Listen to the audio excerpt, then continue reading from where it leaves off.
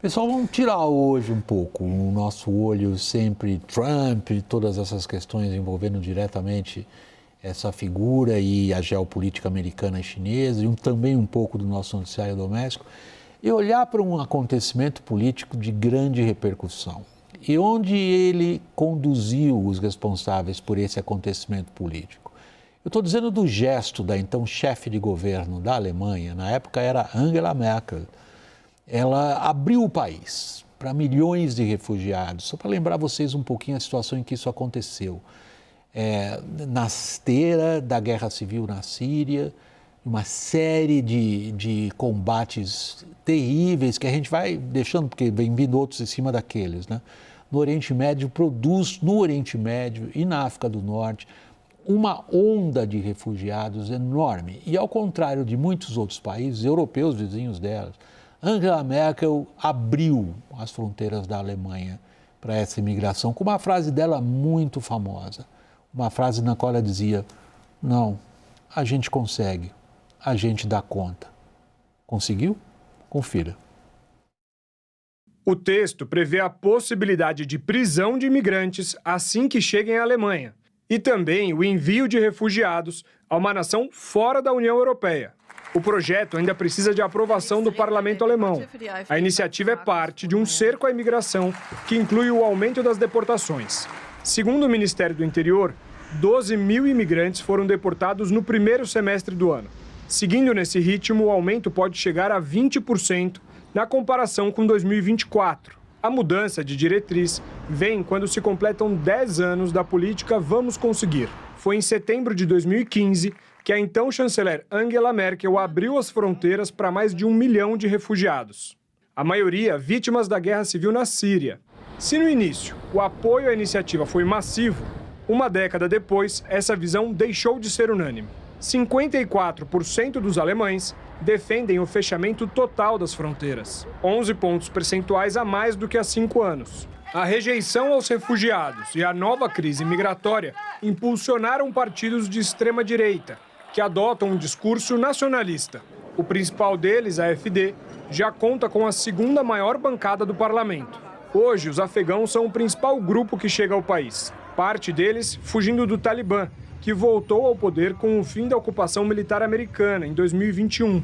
A Alemanha também mantinha soldados no país.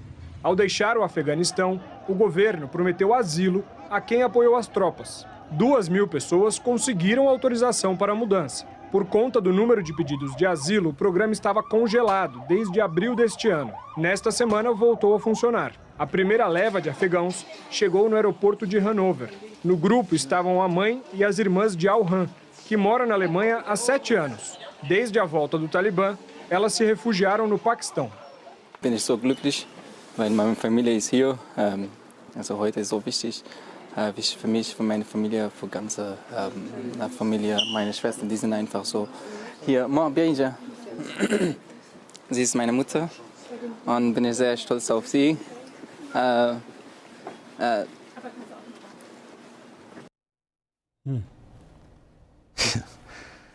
Mário, essa imagem é muito emblemática, né? Ela desperta em nós um sentimento de compaixão, que é típico da nossa cultura, digamos, cristã de solidariedade. Angela Merkel vem de uma tradição cristã forte, ela estava na Alemanha Oriental, mas a família dela era uma família ligada a movimentos evangélicos, o pai. Ela mesma é uma pessoa de fortes convicções religiosas. E o gesto dela de abrir a fronteira para os que estão sofrendo e são perseguidos é um gesto considerado, do ponto de vista ético e moral, de extraordinária grandeza. E um grande erro político.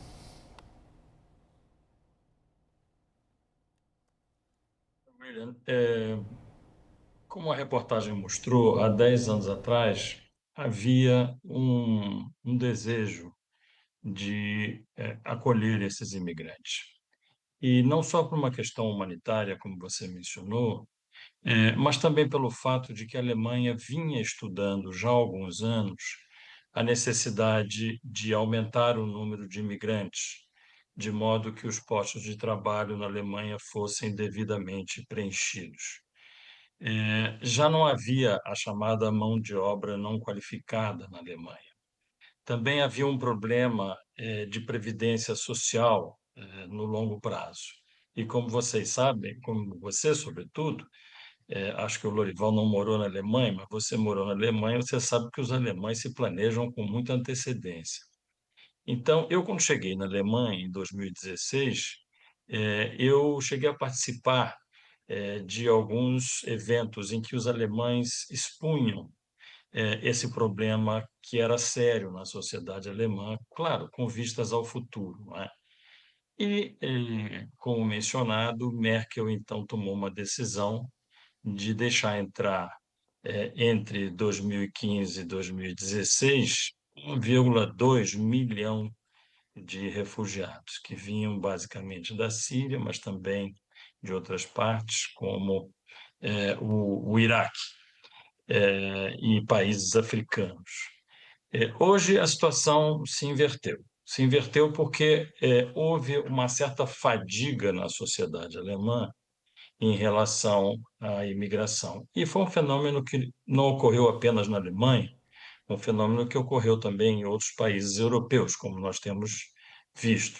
Então, hoje, esse percentual se inverteu. Como nós vimos aí na reportagem, um número maior de alemães já não está de acordo, né? Depende da origem desses percentuais, eles variam um pouco, né, de instituto para instituto, mas o fato é que a maioria hoje já considera que esse sistema de imigração de refugiados, ou de asilados, como eles chamam, já passou a ter um custo muito alto para o Estado, não é? E que, se continuar dessa maneira, esse custo, então, vai aumentar muito mais, não é? Então, infelizmente, é assim, né? As coisas são assim. Tem um lado econômico, forte, né, a questão da imigração, e tem esse lado humanitário que nos comove a todos, né, por essa empatia que nós temos, sobretudo aqui no Brasil, em relação a essas situações, mas é um fenômeno europeu. A Alemanha está condicionada por políticas europeias que devem ser implementadas, e ela hoje vai implementar essas políticas com algum prejuízo para a imagem dela, sobretudo, como mencionado, de populações que já estão à espera, já obtiveram autorização para imigrar, mas que, de repente, não vão poder imigrar e correm o risco de serem remetidas para terceiros países. Então, acho que a Alemanha também ficou com uma batata quente na mão em relação ao futuro imediato desse problema. Boa parte, Lorival, da questão da imigração, sobretudo na Europa, foi associada a campanhas de partidos lá do cantinho do espectro da direita, chamem como quiser. Partidos além do espectro tradicional, democrata-cristão, tido como conservadores, como se diz assim, tradicionais da direita. Não é nada novo nessa sociedade. Se a gente considerar Polônia, se a gente considerar França, tem um problema gravíssimo, ou um problema gravíssimo de adaptação e assimilação. Tudo isso nada tem a ver com Donald Trump em princípio. Mas o que a gente nota hoje, por exemplo, no governo da Alemanha, é uma virada de 180 graus em relação a essas políticas dentro do próprio espectro conservador. Uhum. O atual chefe de governo alemão é um conservador que, claro, teve lá suas brigas com a Merkel, dentro do partido, mas ele vem da mesma linha de pensamento em relação. O que isso significa? Isso aconteceu porque a parte mais moderada da opinião pública alemã e também de outros países, da Escandinávia, da Holanda, aderiu a essa preocupação. Não é uma fatia da população que seja racista ou xenófoba ou que não tenha, assim, compaixão. Mas é porque, principalmente na Alemanha, como o estado de bem-estar social alemão é muito bom, e aí estamos falando de educação, saúde principalmente, os alemães começaram a se preocupar de que poderia cair a qualidade da atenção à saúde numa população que está envelhecendo e da educação, que é uma educação muito competitiva em termos assim do acesso a essa educação, principalmente no nível superior, né? Assim, é muito difícil entrar numa universidade alemã pública muito boa, e a ponto de muitos alemães irem para a Holanda, para outros lugares, fazerem cursos mais disputados assim. Então, eles começaram a se preocupar com isso e aí eles começaram a votar na AfD, no caso da Alemanha, e migrar da CDU e da própria SPD para a AfD. Então, por causa disso, o Friedrich Merz entendeu que havia uma ameaça política muito séria à CDU e ao próprio sistema alemão, né? E aí ele encampou fortemente e se elegeu prometendo endurecer a imigração. E aí um movimento semelhante aconteceu na Suécia, né? Aconteceu em toda a Escandinávia e, como eu já citei... Dinamarca com força também. A Dinamarca foi mais além até, e na Holanda também muito além, né? E na Áustria isso é fortíssimo, né? Claro que a Áustria tem outros elementos também, geográficos até, mas assim, aí você tem a Itália, a Grécia, a Espanha, Portugal, cujos Portugal estados... em relação aos brasileiros? Então é uma preocupação que não pode ser assim, né, desmerecida, assim. E qualificada, isso é coisa de extrema direita. Uhum. E aí quando entrou então no mainstream da política é que teve essa virada que você mencionou.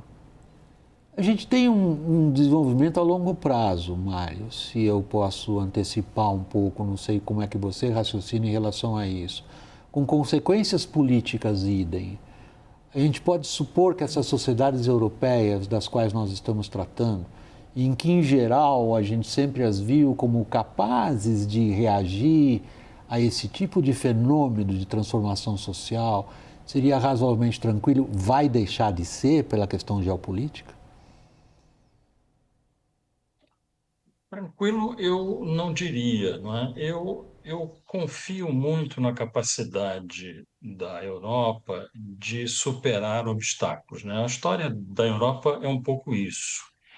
E nós vemos hoje que, um pouco na linha do que o Lorival mencionou, uma preocupação dos governantes não de formar coalizões com a extrema-direita, mas, de certo modo, atender a alguns dos postulados da extrema-direita sem fazer uma sociedade com ela, né? Então, no caso do Friedrich Merz, a gente viu que ele está tentando tirar um pouco essa postulação da extrema-direita, do Partido Alternativa para a Alemanha, e ele próprio apresentar uma solução. É como se ele quisesse esvaziar um pouco esse fervor da extrema-direita em cima de vários postulados, obviamente, mas a gente sabe que a questão imigratória é uma das mais importantes, se não a mais importante. O mesmo fenômeno nós vimos recentemente em Portugal, em que o Partido da Social-Democracia conversou com o Chega, que é um partido considerado de extrema-direita, e aprovaram uma nova legislação para a imigração, mas sem que houvesse uma coalizão. Não há uma sociedade entre esses dois partidos, mas há ali uma conversa conveniente, não é? E, sobretudo, com esse intuito de retirar dela um pouco dos seus postulados e dar à população uma solução. Porque se isso não acontecer, esses partidos vão continuar a capitalizar em torno desses temas e vão continuar a subir, porque o fenômeno já está demonstrado, seja na Alemanha, seja em Portugal, seja nos países que foram citados, Holanda, Dinamarca, Áustria.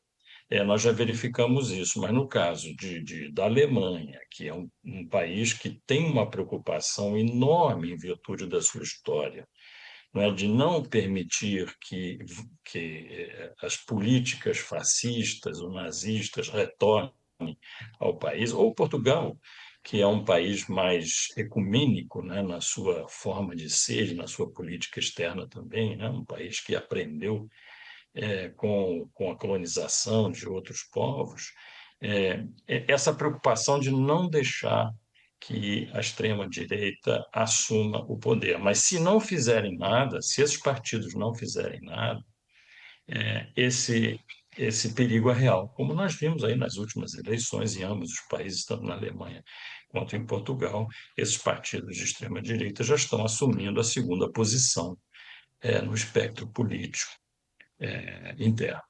Isso mudou a política europeia, Lorival? Desculpe, eu estou no finzinho do programa, eu sei que a pergunta é ampla. Mudou radicalmente e o protecionismo, por exemplo, que foi uma bandeira encampada por essa bem-sucedida ultradireita, também tornou liberais como Macron mais protecionistas ainda.